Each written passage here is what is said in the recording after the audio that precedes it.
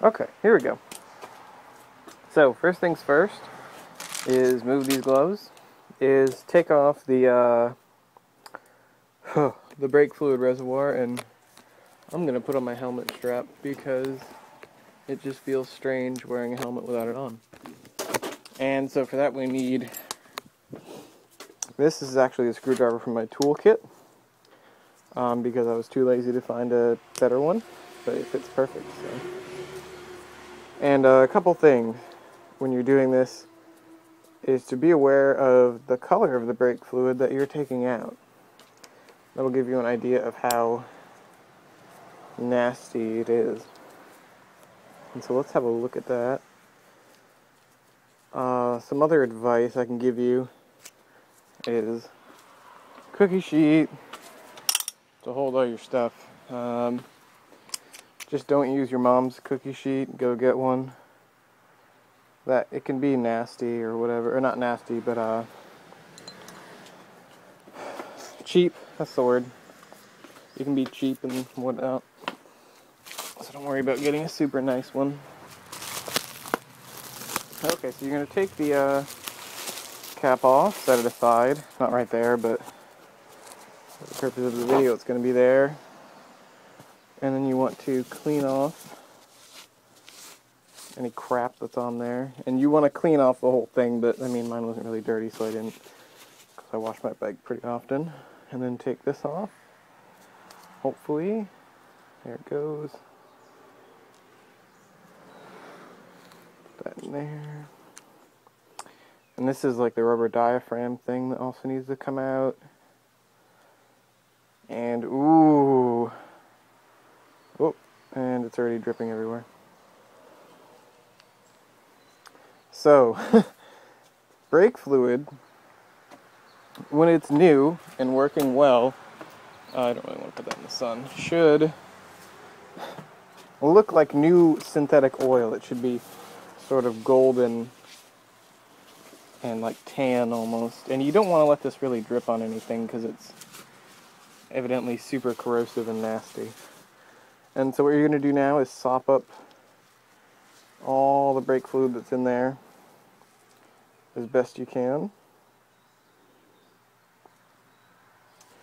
Which is probably makes for super entertaining video, but it's part of the process here. And we'll just drop that in our box. That sounded like something hard on the bottom of that, but evidently not. And we'll continue with another piece of paper towel. Get the last bits in there.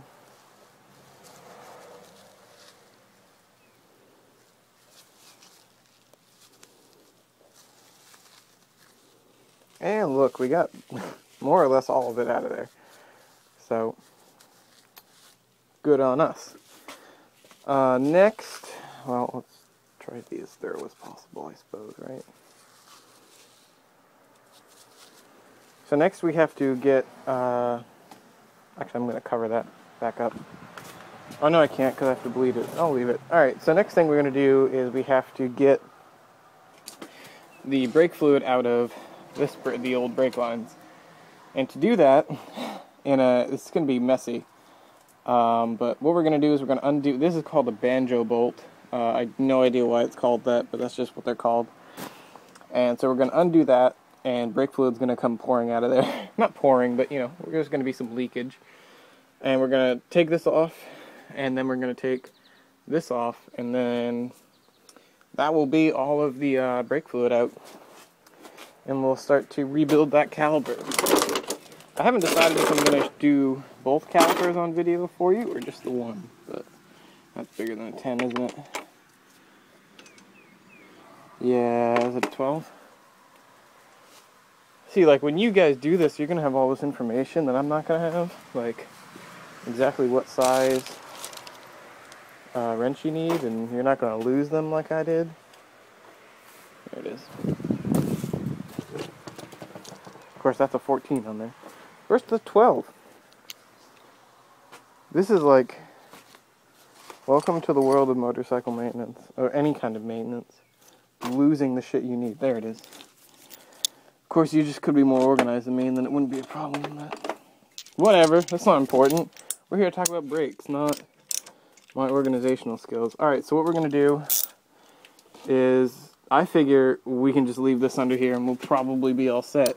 So let's give it a shot. Steering lock. Let's lock it in the middle. Well, I don't know if you know that your bike will lock, or this bike anyway, is locked in the middle. So it won't go past there. Which is handy for this, so feel free to do that if possible. But we're going to take this off. And hopefully the brake fluid will just fall just like that. Beautiful.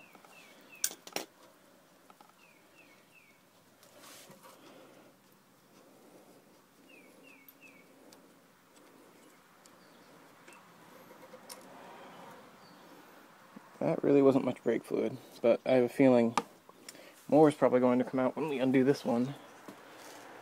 So remove the rubber grommet. Really slide it down so you can get to it. Wipe the brake fluid off there. Of course, probably more will get on there as the time goes on, but now we'll do this. Let's try loosening it and see what happens.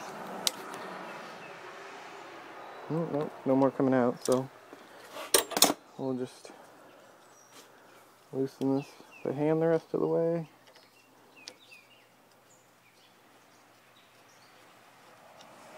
Beautiful. Okay. That would appear to be all of the brake fluid out of the lines. So I guess we can take these off now. Normally you would probably, you'd probably leave these on until you were done, until you're ready to put the new ones on, but I've got it on video, so I don't need to worry about that. Also, make sure you remove these washers before you put the new ones on, the new brake lines on, because I'd imagine it's probably similar to if you've ever changed the oil filter on a car and left 2 rubber gaskets on there, it may explode off, and we don't want that. So be sure to remove all the washers, and I'm gonna, we'll take the brake line out now. So go ahead, slide it out through. That's a tight fit. I wonder if it's even made to go on through there. Evidently there's a clip right there, which that will need to come out of. Or not. Maybe it won't come out of it. See, you guys get all this information. Come on. You know what? Let's loosen. Can I loosen that? No, it's bolted to the horn. Dicks! See, this is like real motorcycle maintenance, not that crap you see Rebel Yell doing, where it just all goes perfectly, and this is like real, there it is. Then you get your gloves stuck, and everything goes wrong, and you just gotta figure it out as you go along. You know, we're just gonna cut that. Where is it turning? It is just hose. It's just really thick-ass hose. But perhaps we can... There we go. Nope. I thought that was it. There. Yes! Alright. So, that's the old brake line off. I don't know if I should save this or not. Or if I should buy a new one, because it's pretty knackered. But I guess we'll hold on to it for now. So here's your old brake line. Now, reasons you want to change brake lines, I guess I should mention that right now, is these are rubber. And chances are your bike has rubber brake lines on it. And the problem with that is under pressure, these will expand. Think of it sort of like a balloon. Just in a much like lesser sense. It won't expand like a balloon will, but the diameter will get larger, and then so the amount of pressure that's in there is dispersed over a larger area, and you get less pressure down at the caliper. But alright, I guess I'll stop the video here, and we'll pick it up again for a brake caliper rebuild, fun fiesta, etc., etc. Cheers, guys.